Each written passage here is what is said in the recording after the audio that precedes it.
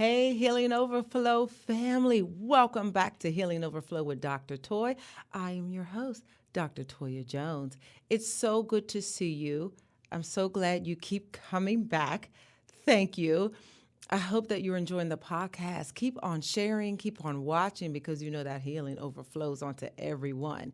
If you have questions for the therapist, that's me.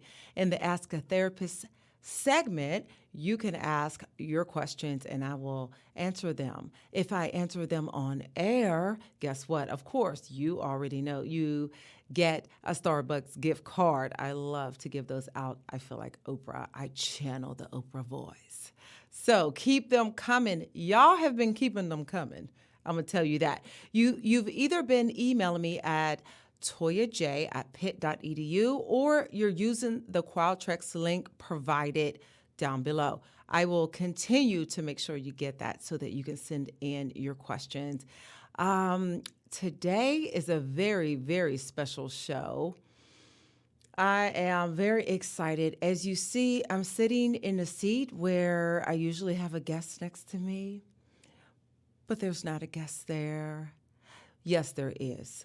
There's an imaginary guest, and that guest is you, the viewer. I am answering viewer and viewer and listener questions. Y'all wrote in. I got these questions through my Qualtrics, and I got them through my personal email and, my Pitt email, not my personal email. I am excited because I've been getting so many questions. I said, I have to make an entire show. That's it. A podcast on Ask a Therapist. So it's not a segment. It is Ask a Therapist podcast. You heard the drums. You heard the crowd. I know you're excited. Here we go. I will not delay another moment, okay? Here we go. I have to say this little itty bitty disclosure. Okay. I am a social worker. I'm a licensed clinical social worker. This is Healing Overflow podcast, social work podcast. And I give Ask a Therapist, I give opinions. Okay. And although I am a clinical social worker, licensed clinical therapist, licensed in the state of Pennsylvania, the views that I express, they're my opinion. And it's based on my experience and my expertise. The information, okay, that I give is not intended to replace a therapist or a medical professional, a doctor of any type. You do not replace my opinions and my feedback for real therapy. You know, I am always 100% rooting for therapy. And so no shame to your game when you go get you a therapist. It's actually going to make your life so much brighter and so much better because that healing can take place. So go get you a therapist. I'm not your therapist. All right. So the information should not be substituted or replaced, for any type of mental health and medical professional expertise. Okay. Now, if I happen to be your therapist and you're watching this podcast, I am your therapist, and that's different. All right. I think we can get started. Y'all got the picture. Okay, here we go. The first question. All right. These questions were awesome. And these are not all the questions I've gotten. These are just the questions I can fit in this podcast at this time. I don't want us to go for 2 hours. So the first question is, my question is how to set boundaries with family members without feeling guilty. Okay, Shirley. She left her name. Shirley, this is such a good question. It had to be number one. Because when you think about boundaries and family, it's almost like there are no boundaries. It is blurred, especially when you are younger in the birth order. Okay, I am the youngest, and the youngest is not heard as much, not respected as far as boundaries and all those things. Now, I am respected. However, I will notice when I'm around older cousins and aunts and uncles and, parents, The older sibling gets more of the ear time, gets more respect and consideration, and they're just heard or naturally heard. So that happens sometimes. So keep in mind your birth order when you are setting boundaries. Even though you're an adult, you might be treated like you're still a child. You're the youngest, but you're not a child. And so you can say, these are my boundaries. And you state what your needs are. Okay, Dr. Toy, but they're family. Family's asking for money. They're asking for more of my time. They're asking to live with me. They're asking for, me to come over their house for the holidays. They're saying, this is what I like you to do. They're my parents. They're my older siblings. They're my aunt, my uncle, my grandparents. And so I should fulfill their request. Let's talk about should, and let's talk about the word guilt, okay? Because guilt is something that we think of. We say, I should be doing something, or I'm doing something wrong, or I am offending them, I'm wronging them. And that should script begins to play out in our heads. All right. I know I have folks listening and watching that are saying, Dr. Tor, you're barking up the right tree. Because oftentimes I will let guilt drive my decision. Somebody will say, I really want you to be there. Your grandmother really wants to see you and you haven't been around. So you're going to pick your dad's side of the family to spend your birthday with? Oh, well, I thought, at least we would get some attention. I thought when you come home for the holidays that you would stay with me. And you're not?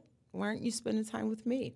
That guilt is manipulative. Doesn't it sound like that? That guilt is structured and planned to manipulate you and get you to do what they want you to do.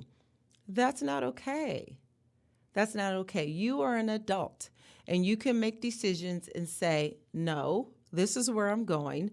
This is where I will deposit my money. This is where I will deposit my time and attention. And it doesn't have to be rude. I'm not sure why we think setting boundaries is mean or rude.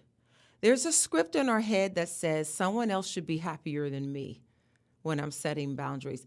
I need to be selfless and allow the other person to get what they need. Who said that? Who said that? So boundaries keeps you taking care of yourself so that you're not unhappy, so that you're not in a situation that's uncomfortable and you don't want to be in it, but you're just going and you're doing it anyway. Now, I'm not saying, I'm going to go see that movie that everyone wants to see and I don't really want to see it, but I want to roll my eyes through it and I'm going to see it anyway. That's a little different and that's accommodating and that's okay. It's a mutual give or take. We reciprocate, right? You get a win, I get a win. Sometimes I get an L, you get an L. That's okay. That's what relationships and healthy relationships are. When the scales are tipped and you're crossing my boundaries and I'm telling you, you cannot speak to me in that tone. You cannot be rude and demanding. You cannot send me mean texts telling me off and saying things to me trying to make me feel guilty. That's not okay. And if you speak to me in that way, I cannot continue to talk to you. You're on a timeout. Okay? Grown-ups should get timeouts too for bad behavior. And when you don't set boundaries, you are rewarding the bad behavior. That is not what we want to do because rewarding bad behavior means that bad behavior will increase. Okay? I know I'm using non-clinical terms, but I'm doing it on purpose because that acting out is some childlike bad behavior. And so we have to avoid that. We have to change the script in our head, y'all. We can't be manipulated. Guilt a lot of times can be put on from other people, but we can cause the guilt ourselves with these shoulda, shouldas. So change the script of this life scene, play, screenplay, whatever you're doing. You write the script and you say, this is how I will be treated. You teach others how to treat you, and they will. They'll treat you exactly how you teach them. Okay? I hope that was helpful, Shirley. Thank you so much for your question, and you will receive a Starbucks gift card. Get something delicious with it, okay? You deserve it. All right. Next question.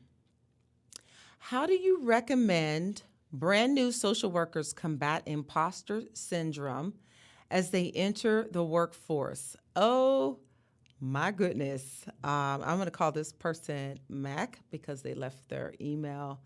Um, Imposter syndrome. Let's talk about what imposter syndrome is first and then work our way backwards. This is something that, again, we're putting on ourselves. Imposter syndrome says you're not as intelligent, you don't have enough experience, that everyone else around you, they're more intelligent, they're more experienced. Matter of fact, they're brilliant. They know everything. You know nothing. Yeah, imposter syndrome goes way over the top. And it, a lot of times, starts from some core beliefs. They've been sat down in there. Somebody sat that core belief down that you're not good enough and that you're helpless or you're unlovable in this situation. You're not worthy. You're worthless in this situation. Now, it might not go so deep that you feel like I'm worthless. No. I know I'm worthy, just not of this experience, just not of this atmosphere. I shouldn't be here. Okay? There's that script rolling again. I shouldn't be here. Who said you shouldn't be there? Because guess what? You are there. You are literally sitting in the seat that you don't feel like you should be sitting in, which means you have the intelligence and experience to be there. You belong in that space. And sometimes you have to walk in every day and say, I belong here. Let me give you an example. When I first started out, I graduated with an MSW from the University of Pittsburgh, School of Social Work. Right? Absolutely wonderful experience. And I was well equipped. I had a lot of fantastic professors that are still around, and now they're my colleagues. I had plenty of experience, internships. We have very thorough internships in the bachelor program, BSW program, and also the MSW program. You will be equipped when you graduate. And I'm not just saying this because I work here. It is true. I felt very equipped. And so I said, I'm ready. I'm ready to be a therapist. I can walk in there and be a therapist. And when I sat in that chair, once I got the job, I was like, oh, I don't know enough. I'm going to hurt somebody. I don't want to harm anyone with what I say. What if I do a technique wrong? What if I say something that I'm not supposed to say and it was in my book and I missed that day because I had a cough, All that started to play in my head. I said, oh my goodness, I start freaking myself out. I'm like, I can't do this. I don't know what I'm doing. Why these people hire me? Did they know that I had very little experience? I mean, very little experience and no therapy experience except for my intern experience. I had great classes, a CBT class that was fantastic. So I practiced therapy. I had models of intervention. It was fantastic. So I practiced models, but I don't know how to do this on my own.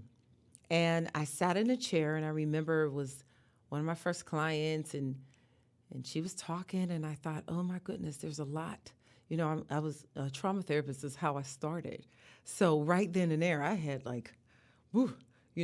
hardcore issues, and I sat in a chair and I listened, and I had all this trauma crisis training, and I had all this training from, my MSW program at Pitt. But I sat there thinking, I don't know enough and I don't want to harm this person. That's normal. That's normal thinking. And I would rather you think, let me be meticulous and cross my T's and dot my I's Okay, a little fear helps you perform well. I'm a singer, y'all. And so when I get up in front of people to sing, I have a little bit of butterflies. That's good because that means I will over prepare and I will get that song right and I will nail it. I might make a little mistake, but you ain't gonna know. You know? That's a true performer. And we get on stage and boom, we're on. That's the same when you get into your profession. You prepare, you rehearse, you practice. I can't tell you how many times I practiced with a roommate. Okay, you're my client and you have, you're diagnosed with schizophrenia. Let's go. And I practiced techniques that I learned in class and I got it to the point where I was comfortable enough. You're never totally going to sit back and put your feet up and say, I have arrived. I know everything I'm supposed to know as a social worker.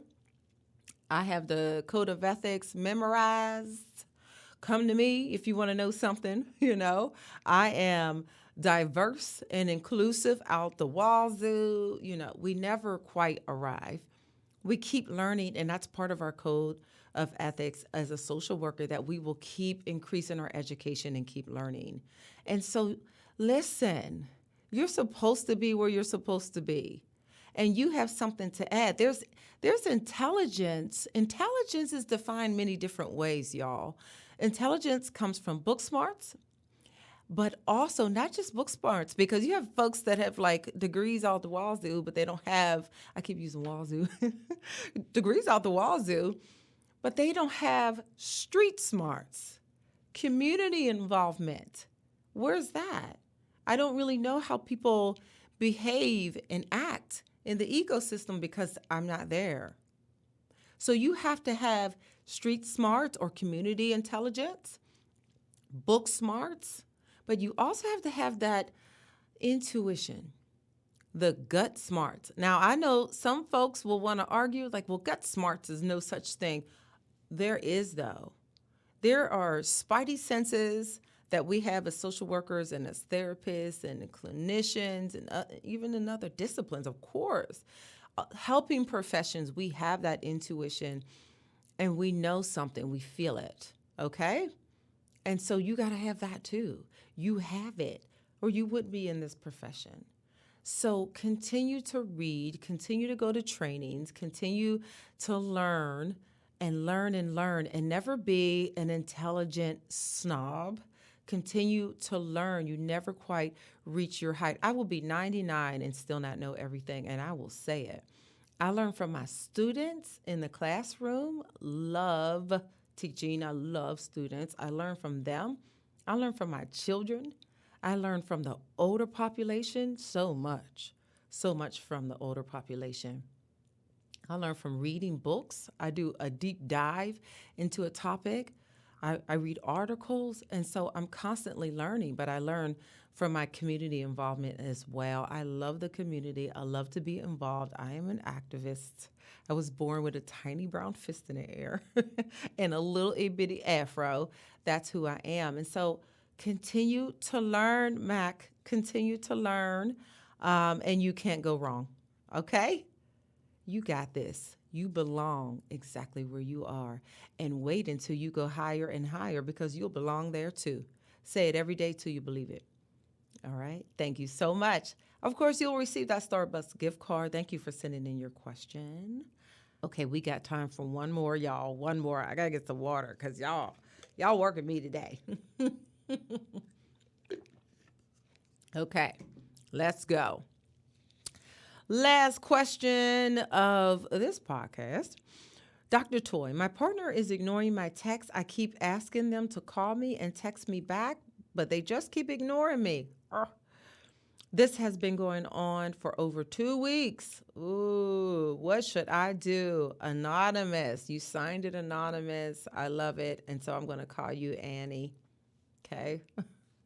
I am not gendering you. That is just what I'm calling you because it's anonymous and it's easier to say. Okay. Non-binary Annie. Whoa.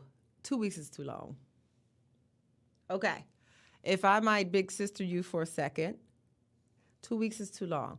Unless this is not their pattern, but they might have mental health or medical health concerns that might have thrown them out of radar. Sometimes I see that happening often with folks struggling with diagnosis of medical and mental health. So that might be the case, and you can touch base and make sure they're okay. Or contact a friend and say, hey, are they okay? That's what I'm asking. Once you've ruled that out, I just talked about rule out, right? Once you rule that out, then you can get why haven't you contacted me in 2 weeks? Because 2 weeks is too long. So what is going on that you haven't contacted me? They're not answering. You keep sending texts. At this point, I'm going to tell you, you might have been ghosted. And that is an awful reality. It's an awful feeling. If this is not their pattern, and there's nothing the matter, then why are they not responding to you? How disrespectful and unkind. It just isn't considerate. Even if they have fallen out of like with you or love, whatever you have established, they should have the decency and respect to tell you. And let me get on you for a second. Don't allow that bad behavior. No, it's not okay that you don't contact me for 2 weeks. You teach people how to treat you. You haven't contacted me in 2 weeks, and that's not okay. And I won't continue to come around and beg you or keep asking you to please talk to me or anything like that. Did you have a fight? Was there a reason that they might have stepped away? So you can do some introspection. You could do a little work here, like, okay, was there something that I did or said that caused us to have this argument or conversation? But I don't want you to go down the rabbit hole and say it's my fault they're not contacting me. Because even if you said or did something, you still deserve the respect of them telling you you said or did something. So that's not why you're going to have that discovery. You're just going to discover it so that you know what part you played in it. But it's still not an excuse that they don't answer you. You are a human being and you deserve respect. And so, 2 weeks is too long, and that's what I say. It's time to close the door. They're not responding to you. It's time to close the door. However, I understand. I heard you, Dr. Toy, that there's no closure. It's just when someone ghosts you, you blame yourself.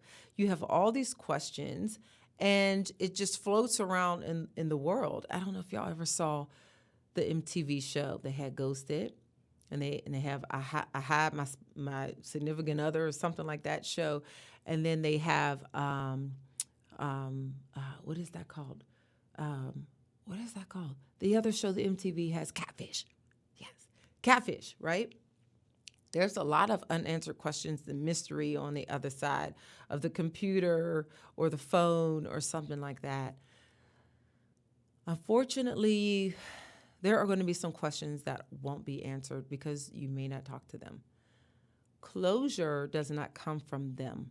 What you do next, your next step in your decision, does not come from them. It comes from you and what you decide is best for you.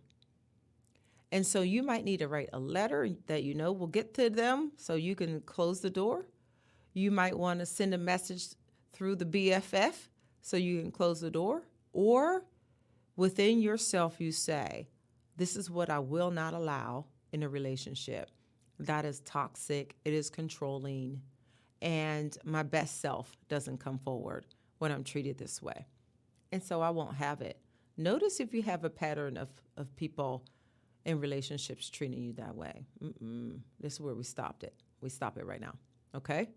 And so it's too long and time to close the door. You decide how you're going to close the door and keep it closed, all right? Thank you so much for the question. It's so good. Take care of yourself. Love yourself. Love yourself. Amy, Anonymous, Anna. What did I done messed up the name I gave you. Love yourself and don't allow no mess. All right? That comes to the end of our podcast today. I thoroughly enjoyed these questions. Keep them coming, y'all. It's been my pleasure answering them. This was not an Ask a Therapist segment, it was an Ask a Therapist entire podcast of Healing Overflow with Dr. Toy Social Work podcast. I thoroughly enjoyed it. Keep your questions coming. If I read them and answer them on the podcast, you have a Starbucks gift card coming your way. Email me at toyaj@pitt.edu. Also, hit that Qualtrics link and send in your questions. Listen to Healing Overflow with Dr. Toy Social Work podcast. A new podcast comes out every first and third Thursday. However, through the Linktree link, you can listen to the podcast over and over again, past and present, as much as you want. I hope you'll do that. I hope you'll share, and I hope you'll continue to heal, because your healing overflows onto everyone else. Thank you so much. See you next time. Bye.